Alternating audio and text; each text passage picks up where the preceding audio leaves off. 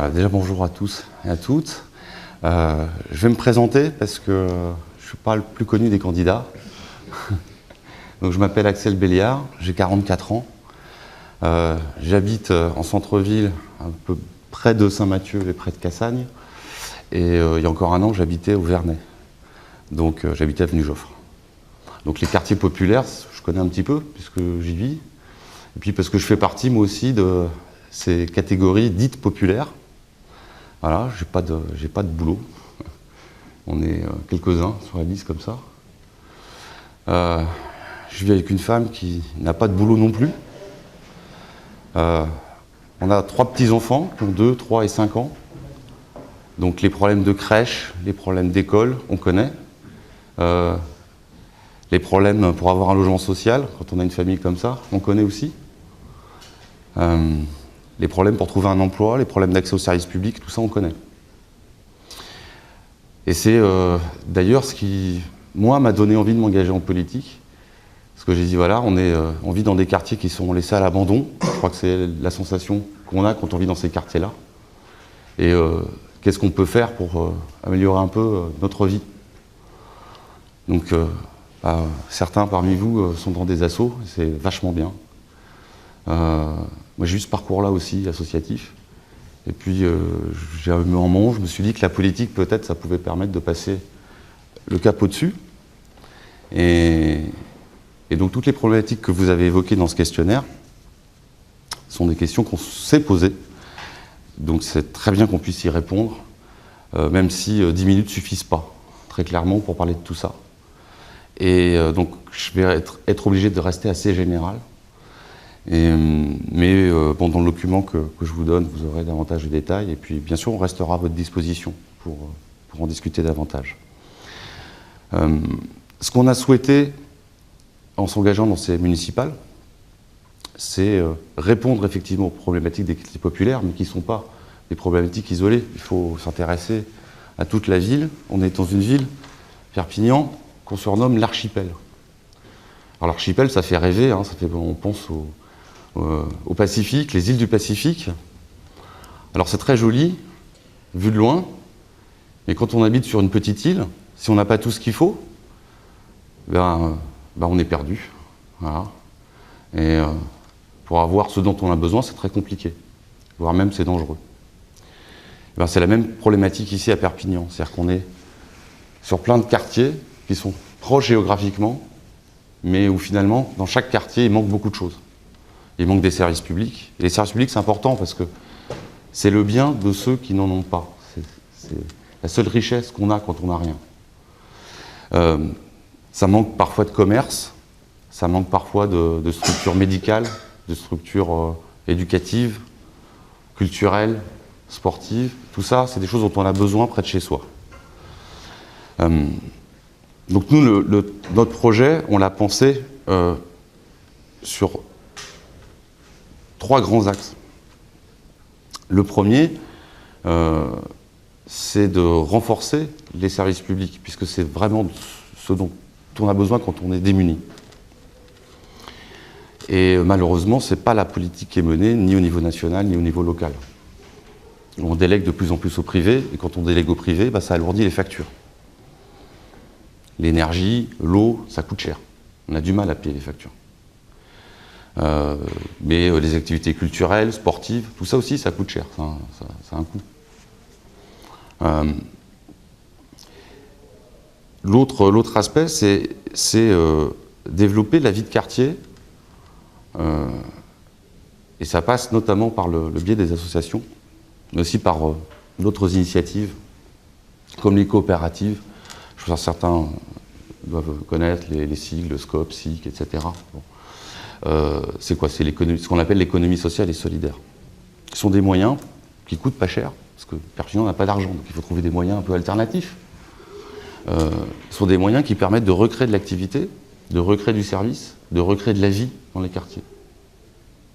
Alors je vais vous donner des exemples. Il y a les coopératives d'habitants. Alors, coopératives d'habitants, c'est les habitants des quartiers qui se rejoignent. Certains d'entre vous connaissent sans doute, et qui travaillent avec des entrepreneurs du bâtiment, des entreprises de nettoyage, et qui, ensemble, vont rénover, réhabiliter, entretenir leur quartier, les lieux de vie communs. Il peut y avoir la mise en commun aussi par exemple, d'appareils électroménagers type laverie, voilà, parce que c'est aussi, quand on n'a pas d'argent, on a aussi du mal à s'acheter une machine à laver. Quand on a des enfants, faire la lessive à la main, c'est pas drôle, et la laverie automatique, c'est pas drôle non plus. Donc dans des bâtiments collectifs, dans des logements collectifs, on peut, comme ça, aménager des salles où on peut laver ses vêtements, par exemple. C'est un exemple que je vous donne, il y en a plein d'autres. Bon. Ça a plusieurs avantages. Déjà, ça responsabilise les gens dans leur bâtiment, dans leur quartier, dans leur rue. Ça recrée du lien social parce qu'on fait les choses ensemble. Et ça crée de l'emploi. Et donc quand on crée de l'emploi, les gens vivent mieux. On a un peu plus d'argent pour faire les choses. Il y a d'autres choses qu'on peut mettre en place. Des maisons des maisons médicales pluridisciplinaires. Voilà. C'est quoi? Ça, c'est la mairie qui peut vous aider à mettre ça en œuvre. En mettant des locaux à disposition et en faisant venir des médecins, des kinés, des ophtalmos, en tout cas des gens qui vous permettent d'avoir un accès aux soins chez vous, près de chez vous, pour un prix modique, puisque une partie est prise en charge par la mairie. Voilà. Tout ça sont des choses qu'on peut mettre en place très facilement. Il y en a plein d'autres dans le domaine culturel. Je ne peux pas détailler là, c'est dommage. Bon. Mais ça fait partie des choses qu'on veut mettre en place absolument.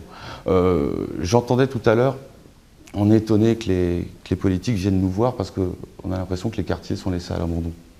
Moi, j'ai eu la même sensation quand j'habitais au Vernet. Exactement la même. C'est pour ça qu'on s'est engagé. La différence qu'on peut avoir, nous, par rapport aux autres, peut-être, c'est qu'il y a plus de la moitié de notre projet municipal qui est consacré au quartier. Parce que c'est pas... Chacun s'adresse à qui il veut s'adresser. Perpignan, c'est 1 personne sur 3 qui vit sous le seuil de pauvreté. 1 sur 3. C'est 1 personne sur 2 qui ne trouve pas de boulot. C'est pour cela qu'on fait de la politique. C'est pas pour les avocats du centre-ville. Ceux que vous avez vus, et que vous allez voir encore après, ce sont les avocats du centre-ville. Ils font de la politique pour eux, pour leurs amis. Nous, on n'est pas. On ne sait pas. C'est pas notre cas. Donc on fait la politique pour nous. Alors après, il y a une critique qui est souvent qui nous est faite. Oui, mais vous êtes, justement parce que vous êtes des petits, vous n'avez pas la connaissance des dossiers. Vous n'avez pas les compétences en matière juridique ou en matière d'urbanisme, etc. Vous avez des bonnes idées, mais comment on fait? Vous êtes des idéalistes. C'est pour ça que, par exemple, nous, sur notre liste, en numéro 2, on a pris Jacqueline Ameldonat. Ça parle, Jacqueline Ameldonat. C'est quelqu'un qui a une expérience très consistante de la vie municipale, qui est conseillère municipale depuis des années, qui donc nous apporte, elle et puis d'autres gens qui la soutiennent et qui sont venus avec nous, qui nous apportent cette compétence. Nous, on a le dynamisme, on a l'envie, et elle nous apporte donc les connaissances, l'expertise. Donc tout ça fait je pense, un attelage qui est assez intéressant. Pourquoi? Parce qu'il y a des questions. Est-ce que Jacqueline Ameldonat est de gauche? Vous êtes de gauche, est-ce qu'elle est vraiment de gauche? Si elle ne l'était pas, elle ne serait pas avec nous, déjà, d'une part. Et d'autre part, il y a parfois des gens qui ont des flashs. Elle a eu un flash en 2008 et 2009 quand elle a fait la campagne des municipales. Parce que là, elle est allée faire du porte-à-porte, justement, au Vernet, notamment. Et quand elle est entrée chez les gens et qu'elle a vu comment vivaient les gens, elle s'est dit, c'est pas possible. C'est pas possible de vivre comme ça. Et il faut qu'on fasse quelque chose. Et la rencontre qu'on a eue, c'est ça. C'est une personne qui dit, je veux vous aider. Vous avez la volonté. Et moi, j'ai les moyens. Alors on met tout ça en commun et puis on y va. La troisième chose qu'on veut mettre en place, c'est redonner des couleurs à cette ville. C'est pas uniquement traiter les petits problèmes locaux. C'est pas uniquement trouver du boulot à l'un et à l'autre. C'est surtout que l'avenir soit un peu plus radieux, qu'on ait des vraies perspectives. Parce que quand j'entends les uns et les autres, c'est « oh, la ville n'a pas d'argent, c'est la crise, on ne peut rien faire, on va juste mettre des pansements sur des jambes de bois ». Alors nous, on vit ici, c'est vrai que c'est la misère, on le vit au quotidien. Mais il fait beau, et donc il y a des choses à faire. Et les choses à faire, c'est quoi? C'est la transition énergétique. C'est les énergies renouvelables. Il y a des vraies choses à faire là-dessus.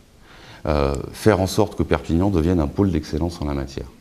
Et ça passe par 3 axes qui sont l'éducation, l'enseignement, la formation, d'une part. Donc former les gens ici aux métiers concernant les énergies renouvelables. Deuxièmement, favoriser l'implantation d'entreprises de ce secteur, donc ici, pour donner de l'emploi. Et puis, troisièmement, c'est l'application sur le terrain. Pourquoi c'est bien les énergies renouvelables? Pas uniquement parce que ça fait joli, ça fait écolo. Déjà parce que ça, c'est pas comme d'autres activités, c'est un truc dont on aura toujours besoin. J'ai dépassé. Et oui. Bon, je vais finir très vite alors. On aura toujours besoin de ça parce que les énergies fossiles, le pétrole, etc., on n'a plus de réserve. On a besoin d'énergie, donc il faut ça. Deuxièmement, oui, c'est écolo, c'est bien, ça ne pollue pas. Troisièmement, surtout, et c'est le plus important, c'est que ça permet d'alléger les factures. Quand on utilise du solaire, quand on utilise de la géothermie pour chauffer des bâtiments, etc., ça permet de baisser la facture d'électricité. D'abord, moi je tiens à vous féliciter pour l'organisation de cette réunion. C'est vrai qu'il y a un certain nombre d'associations que je connais, puisque dans le cadre de mon activité parlementaire, j'ai eu sur le territoire de Perpignan, sur un certain nombre de quartiers, je ne vais pas tous les énumérer, Bavernais, Las Cobas, Saint-Martin-Mayol, le Moulin à Vent, et je dois en oublier, donc j'ai été amené à rencontrer certains d'entre vous, et donc c'est au cours de ces rencontres que c'est aussi construite un peu l'idée de ma candidature, parce que moi ce que j'ai observé, c'est que Perpignan était une ville, d'ailleurs elle porte bien son nom, c'est l'archipel, c'est une ville qui est morcelée, c'est une ville qui est éclatée, où les quartiers sont différenciés, où il n'y a pas de lien entre le centre-ville et les quartiers, il n'y a pas de lien, où il n'y a plus de lien entre les quartiers eux-mêmes, et donc toute l'idée de la construction de cette candidature, c'est que je veux retrouver une Perpignan qui soit cohérente, qui soit en cohésion, et que c'est pas simplement le vivre ensemble, mais c'est que le lien soit fait avec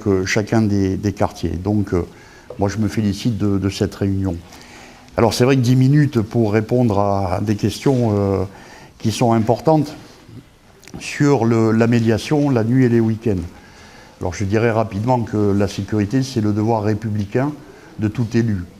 Et qu'au travers de la sécurité, même s'il y a les forces de police nationale qui doivent concourir, eh bien il faudra y remettre de la police municipale, mais qui soit là, non pas pour sanctionner, mais pour faire du lien avec les habitants du quartier, pour faire en sorte que l'on retrouve un lien entre la municipalité et les habitants des quartiers. Mais ensuite, bien évidemment, il y a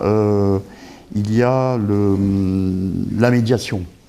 La médiation, c'est tout à fait complémentaire entre la police municipale, les médiateurs, les organismes sociaux, je pense les relais que l'on peut avoir au niveau des caisses d'allocation familiale.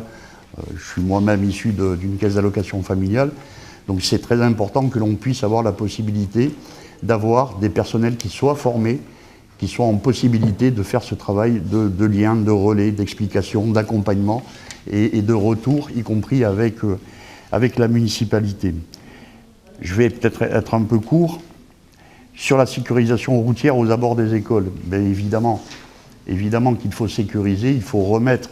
Alors, je ne sais pas si c'est la police municipale, mais il faut qu'à chaque sortie d'école, il y ait un accompagnement qui se fait, parce que je l'ai vu, mais ça je l'ai vu sur tous les quartiers, au Moulin à Vent. Donc, il faut qu'il y ait cet accompagnement.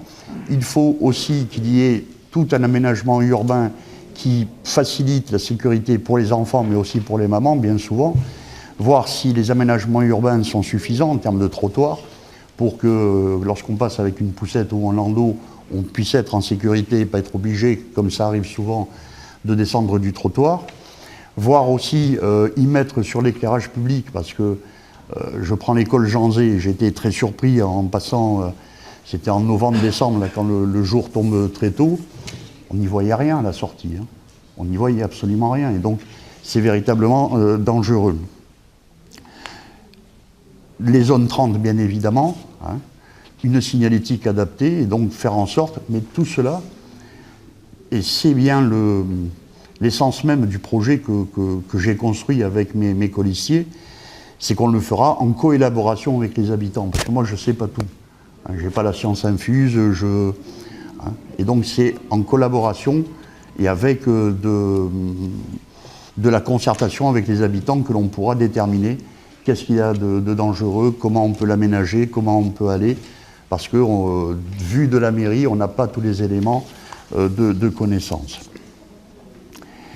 Sur le régime alimentaire, ça se fait ailleurs, et donc ça se fera à Perpignan, de veiller en sorte à ce que le repas qui soit servi dans les cantines, moi j'y attache une importance particulière parce que j'ai été, pour ceux qui ne le savent pas, j'étais en charge des lycées pendant 3 ans à la région, hein, et je sais que bien souvent le repas du midi c'est l'occasion pour les enfants de manger un repas équilibré, hein, et donc tout le travail sera, je souhaite sortir les repas de cantine de ce qu'on appelle là, une délégation de service public, c'est-à-dire que c'est une multinationale qui fabrique les repas pour les enfants, et donc je souhaite qu'il y ait une réappropriation par la municipalité pour faire des repas à la fois de qualité, des repas équilibrés et des repas sans viande qui permettent à tous de pouvoir consommer en fonction de ses besoins et de ses habitudes alimentaires.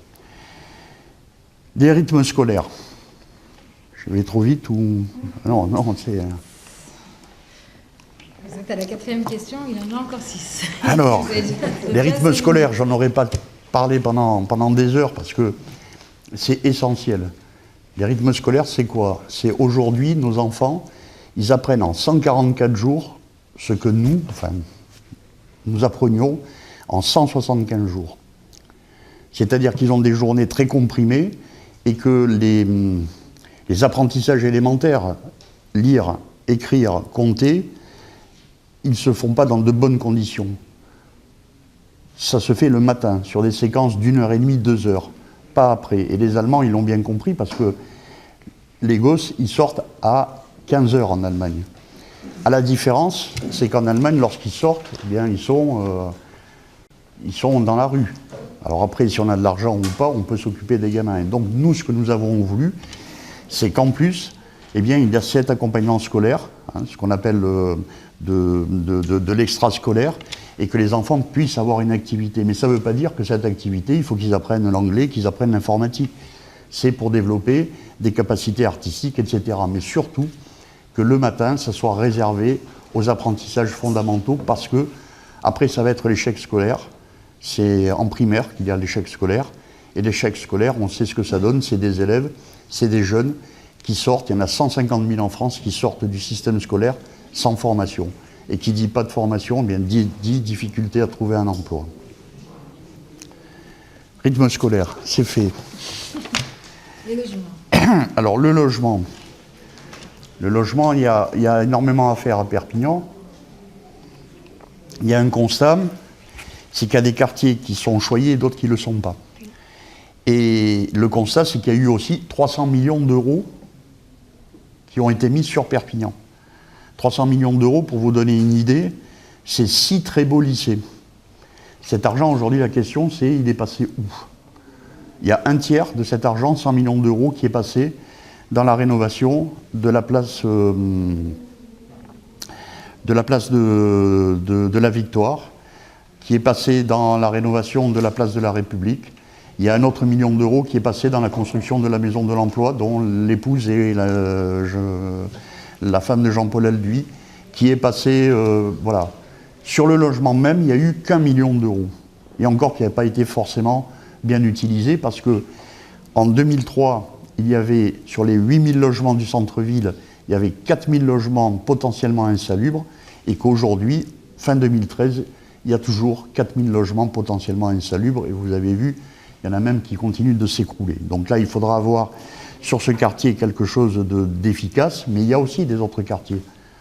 Hein, j'ai été à Vernay-Salanque, je connais bien le Champ de Mars, je connais bien, j'étais l'autre fois à la cité, alors cité de transit, Bélus, etc. Ça change de nom, mais la situation ne change pas. La situation ne change pas, et c'est Jean Jaurès qui disait quand les hommes ne peuvent pas changer les choses, eh bien alors ils changent les mots. On a beau l'appeler différemment, ça ne change pas, ça empire. Et c'est aussi pour ça que je souhaite continuer à être député pendant un moment, c'est parce que cette position peut permettre de ramener à nouveau de l'argent public sur le territoire de Perpignan. Autre chose sur le logement, c'est l'attribution. Moi, ce que je souhaite, c'est que 20% du parc de logement soit réservé à des possibilités de mutation, parce qu'on voit souvent des personnes âgées, et j'en vois qui habitent au 4e, 5e étage et qui ont des difficultés à descendre. Je vois des jeunes mères de famille qui, à un certain moment, eh bien, sont au 4e ou 5e étage et ont des difficultés avec les poussettes et qui aimeraient bien avoir des rez-de-chaussée. Donc il faut qu'il y ait un parc de logement qui soit réservé pour avoir ces possibilités de mutation. Et surtout, l'attribution des logements, il se fera par un système de points, comme à Nantes. C'est-à-dire en fonction des revenus, en fonction du nombre d'enfants. Ça sera transparent pour l'ensemble des habitants, il n'y aura plus de passe-droit. Les entreprises dans les quartiers, alors il y a les entreprises et il y a les emplois.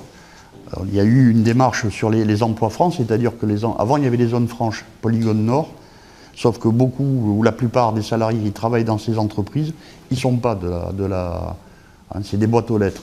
Et donc ce qui a été fait par le gouvernement, c'est les emplois francs, c'est-à-dire ce n'est plus l'entreprise qui s'implante à tel endroit, c'est le jeune qui habite à tel endroit peut bénéficier d'un emploi franc. C'est difficile à mettre en œuvre. Sur les entreprises, il me faudrait 20 minutes pour en parler. Il faut développer la formation, il faut essayer d'attirer les entreprises. Rien n'a été fait. Je le dis très tranquillement, rien n'a été fait. Aujourd'hui, dans les marchés publics, quand la mairie passe des appels d'offres pour construire des bâtiments ou autres, on peut réserver des emplois à des jeunes du quartier où les choses se construisent. Et donc, moi, ce que je souhaite, c'est utiliser à fond ce dispositif pour que tous les jeunes puissent utiliser et être quelque part, parce qu'ils ont une formation, eh bien qu'il y ait une insertion professionnelle, parce que c'est par l'emploi qu'on pourra s'insérer professionnellement. Mais sur les discriminations, c'est important. Oui, voilà. Sur les discriminations, c'est important. Donc ça passe par l'éducation, ça passe par la loi. Ça passe par la loi, l'application de la loi.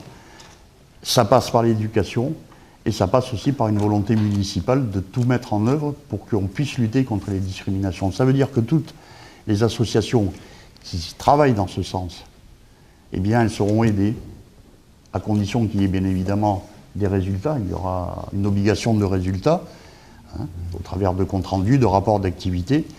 Mais donc, ça sera une des multiples priorités de la municipalité, parce que moi, je n'accepte pas les discriminations, quelles qu'elles soient. Quelles qu'elles soient. Alors, la première question sur la sécurité, envisagez-vous un dispositif de médiateur nocturne et les week-ends? Il est déjà en place, puisqu'on a aujourd'hui à la ville de Perpignan 5 médiateurs nocturnes. Je suis en cours de recrutement d'ailleurs. Alors, il y en a une partie qui a été recrutée avec l'aide de l'État, exactement un seul, et j'en ai recruté 4 autres pour le moment sur les fonds municipaux, qui travaillent entre 17 et 23 heures l'hiver et entre 19 heures et 2 heures du matin. Donc c'est un système qui existe déjà.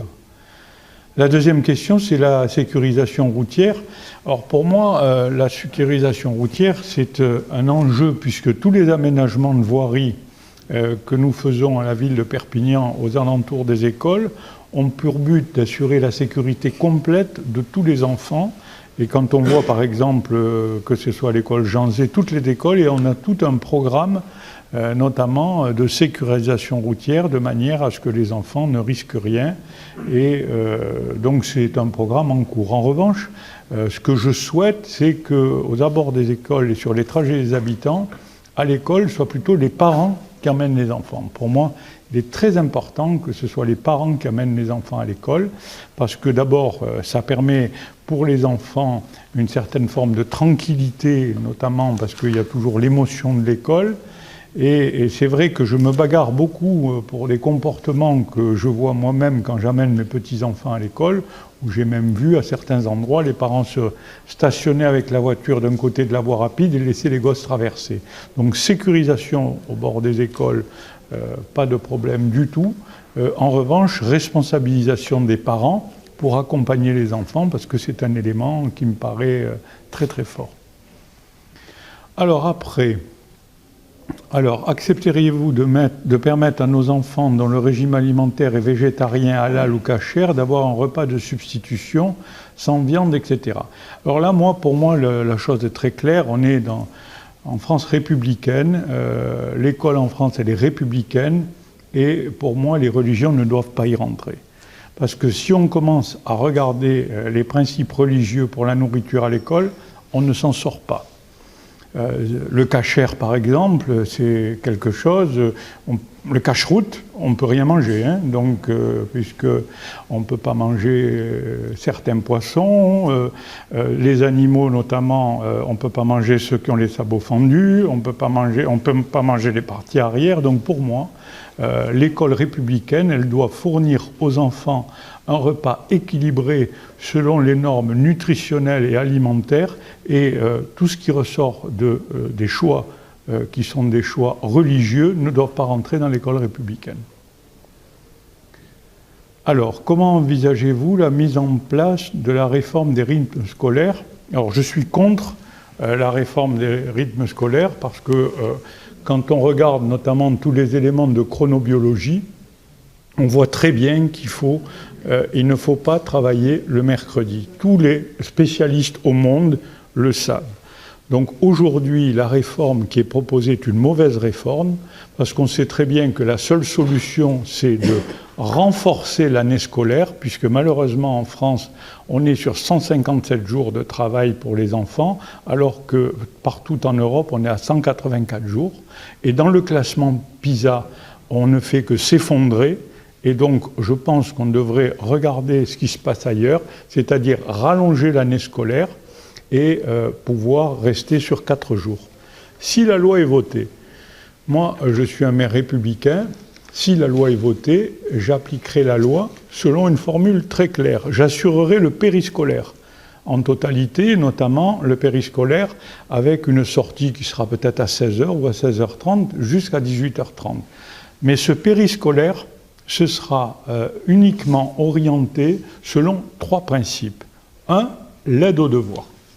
Parce que je considère que les mamans et des parents qui viennent chercher les enfants à 18h15 ou à 18h30, c'est très difficile pour eux à cette heure-là de faire les devoirs aux enfants, sans compter que certains parents n'ont pas les codes culturels dans certains milieux que certains milieux bourgeois ont, et on voit très bien que ça pose un problème, parce qu'il y a des enfants qui sont désavantagés par rapport à leurs parents. Et donc pour moi, l'aide aux devoirs sera un élément essentiel du périscolaire.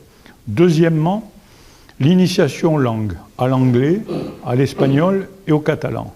Et troisièmement, l'initiation culturelle, notamment à la musique, parce que c'est une manière très très importante de former notamment les enfants. Donc j'appliquerai la loi, parce qu'un maire républicain doit appliquer la loi, mais je l'appliquerai en faisant du périscolaire, de l'aide aux devoirs, de l'enseignement de langue et de la musique. Sur le logement, l'attribution des logements sociaux, aujourd'hui, le scandale des logements sociaux, c'est que le maire de Perpignan qui les finance, en totalité, n'a que 25% en termes d'attribution. Et donc ça, c'est quelque chose que je trouve complètement anormal, et je souhaite que la loi soit réformée pour que le maire ait 100% des attributions, parce que alors que je fais des études, notamment sur toutes les attributions de logements sociaux, c'est-à-dire qu'il y a non seulement un dossier qui est présenté dans l'office public HLM, mais j'ai rapporté moi-même à mon cabinet 2 personnes qui étudient et qui reçoivent les personnes qui demandent les logements sociaux. Donc je revendique la possibilité d'attribuer 100% des logements sociaux, et bien sûr en toute transparence. Je n'ai pas de problème sur la transparence là-dessus. La difficulté aujourd'hui, c'est qu'il y a des choix qui sont des choix intéressants d'ailleurs, parce qu'il y a de plus en plus de demandes, notamment de villas. Et je suis pour ma part pour une deuxième modification de la loi, et que l'on permette à toutes les personnes qui le souhaitent d'acheter les logements sociaux. Parce que je considère que plutôt que verser une aide au logement à fonds perdu, ben, il vaudrait mieux aider les gens à acheter les logements avec l'aide au logement, parce que comme ça, on aurait moins de problèmes, parce qu'en 15-16 ans, les personnes seraient propriétaires de leur logement.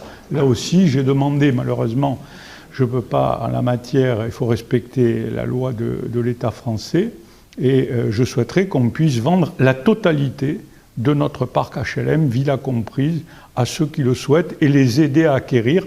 J'ai fait des opérations d'ailleurs d'aide à l'acquisition où la ville subventionne un logement à concurrence de 5 000 € et j'ai demandé aux opérateurs de baisser leur prix de 10 000 €.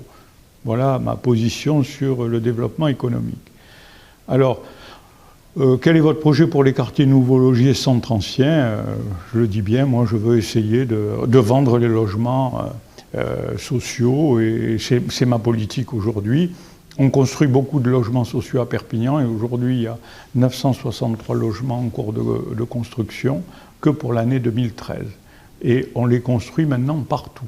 C'est-à-dire qu'on a constaté qu'il y avait trop de logements sociaux dans le Nord.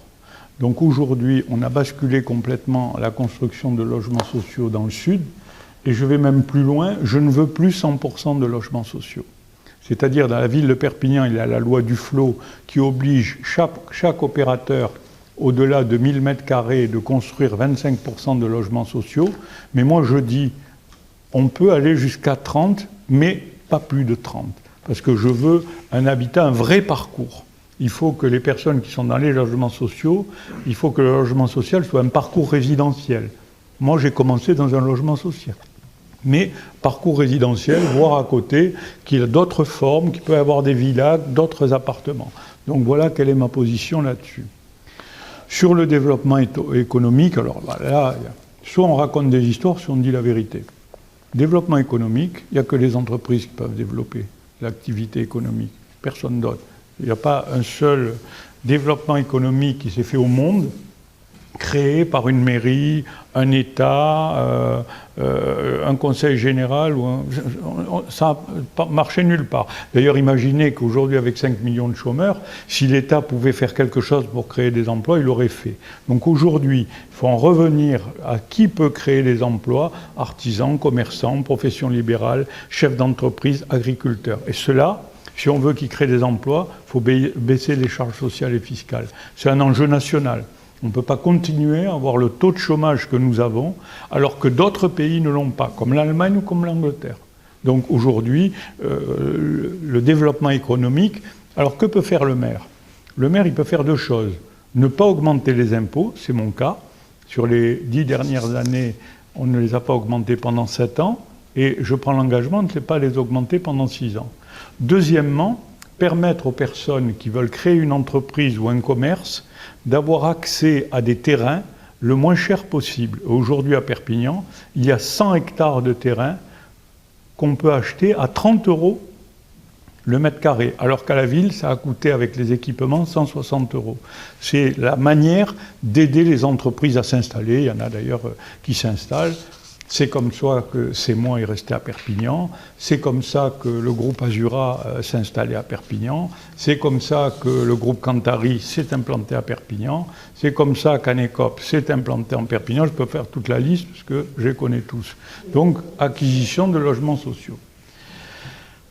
Après, je pense aussi que sur le développement économique, il faudrait autoriser les collectivités à intégrer dans les appels d'offres une clause d'insertion sociale qui aujourd'hui n'est que de 10%. L'obligation, notamment pour les entreprises qui ont des marchés publics, d'intégrer dans les marchés des personnels qui vivent sur les endroits où ils interviennent.